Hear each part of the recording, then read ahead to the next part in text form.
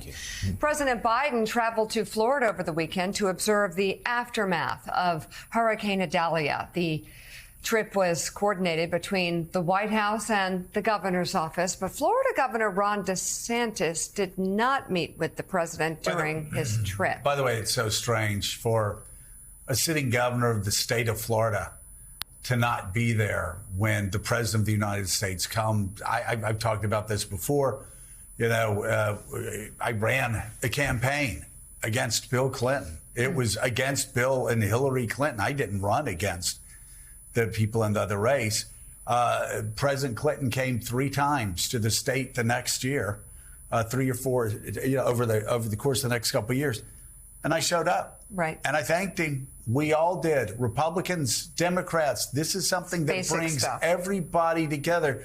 And you're not doing it for a pep rally. You're doing it because when the president of the United States comes to the state, whether Republican or Democrat, they are coming, and that helps the state because aid always follows. But DeSantis not showing up once again shows he's just Bush League. Limited.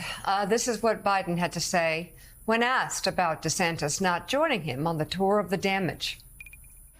Well, no, I'm not disappointed. He may have had other reasons but he did help us plan this. He sat with FEMA and decided where we should go, where would be the least disruption. And I'm very pleased. So he was Classy. nice, showed class. On Friday, the White House initially announced a plan to meet with DeSantis during Biden's visit, but later in the day, the governor's press office issued a statement to NBC News saying that they did not have plans to meet with Biden, writing in part, quote, "In these rural communities and so soon after impact, the security preparations alone that would go into setting up such a meeting would shut down ongoing recovery efforts." Biden did meet with former Florida governor and current Senator Rick Scott at an elementary school being used as a Red Cross shelter following a briefing from officials on the recovery effort. Senator Scott praised Biden and his leadership. The president did a great job with the early declaration before the storm hit the coast. That was a big deal. It helped all these first responders. And then how fast you approved through FEMA the individual assistance, the public assistance, and the re-pickup is a big deal to every one of these communities. These are not rich communities. These are many of them struggle, and so what the federal government's doing by FEMA being a great partner and the federal government being a great partner is a big deal. And so I want to thank you for doing that very quickly. Senator Rick Scott, who's with me today, I want to thank him for his cooperation, his help, and he shares the view I do about FEMA. They're doing an incredible job. But the work, in a sense, is just beginning. We got a lot of work to do. You know, this is what Americans, they really do want this. Kind of really like it, actually. They want people working together. You had Joe Biden saying something nice about Rick Scott. Rick Scott, despite the fact they're ideologically in different worlds, thanked the president, was polite back. And again, it's not just politeness for polite's sake. You want leaders that can talk together, that can work together. Rick Scott needs to be able to pick up the phone and call a Democratic president and say, Mr. President, I'm having some trouble with FEMA. I'm having some trouble with some SBA loans.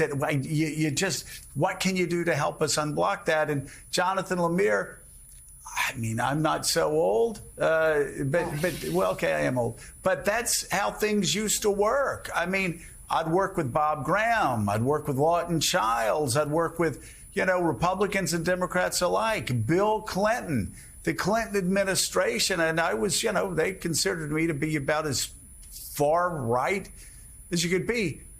But when tragedy hits, or when you can help your people, you sit down with everybody and get things done. It's not hard if you put the people first. And kudos to Rick Scott and to Joe Biden, because that's exactly what they did for the people of Florida there. It's not hard. It's not a moment for politics. It's a moment for bipartisanship. It's a moment to be united for all Americans. And it's more than Senator Scott and President Biden are Republican and Democrat and have different ideologies. There's a deep personal dislike between these two men. That's an open secret in Washington. And in fact, it was Rick Scott's plan for Medicare and Social Security that President Biden and his team mocked on a daily basis last year during the midterm campaigns. And yet none of that bitterness was present over the weekend. The two men set that aside.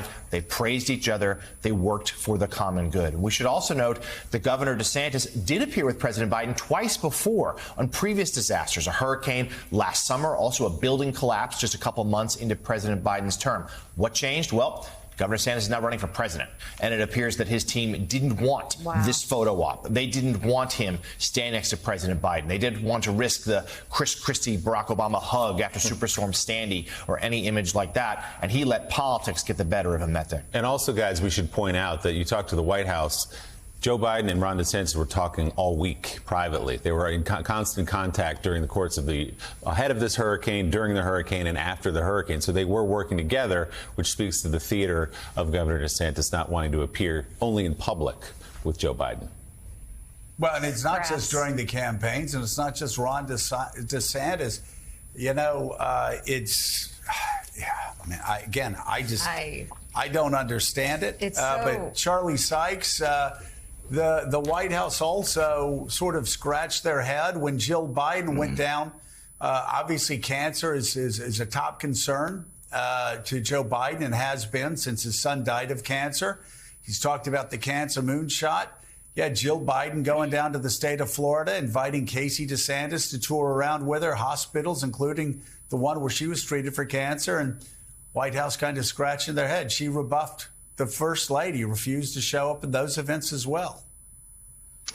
Yeah, we have a split screen here. We have this outbreak of humanity and decency and competent governance versus this political pettiness. And, you know, you look back at what happened in 2012, where Chris Christie embraced Barack Obama, and that has now become this template for Republican politics that you cannot do this. You cannot show up with the president.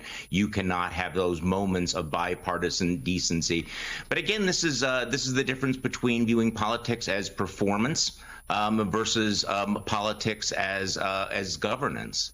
This was a moment, and as Jonathan mentioned, you know, this is when people come together to solve a problem. Right. There shouldn't be Republican versus Democrat. Ron DeSantis at some level knows that. He just cannot risk at this point a photo op, even though message to Ron DeSantis, you're not going to win this Republican nomination. You might as well just do the right thing. And can I just throw in here, there's another Florida man running for president who we haven't seen anything of over the last few days. Yeah, but that's just not a surprise at all. And, you know, that's right. It's unfortunately, Charlie, it's not just what Ron DeSantis or Donald Trump does. It's the message it sends to younger politicians. Right. Ramaswamy actually used as a punchline Chris Christie working with Barack Obama when the most devastating hurricane in New Jersey history destroyed his state, when Sandy destroyed the state. Yeah, and think about the fact that Ramaswamy, I'm sorry, he knows better, was cynical enough to use that as a punchline that a governor would work with the president to help his people. Yeah, this is interesting because, you know, Vivek comes up as part of this generation where they see this kind of politics as perfectly normal. And the crowd, unfortunately, my hometown of Milwaukee, you know, went along with all of that. Imagine a governor and a president getting together and basically embracing in protecting American citizens, you know, helping them recover from a major disaster. What an embarrassing moment. And, you know, this is the downstream of this kind of petty partisanship where getting the job done and actually saving people's lives and rebuilding communities somehow becomes a talking point that we're supposed to regard this as an embarrassing political moment. And I can't really overstate how many younger politicians throughout the country have sort of internalized this. Yes, absolutely. Do not get caught doing the right thing if you're doing the right thing, standing next to somebody of the other party. And that's where we are today. Yeah, well, and you look at, again, what Rick Scott did there. Kudos to Rick Scott and to Joe Biden.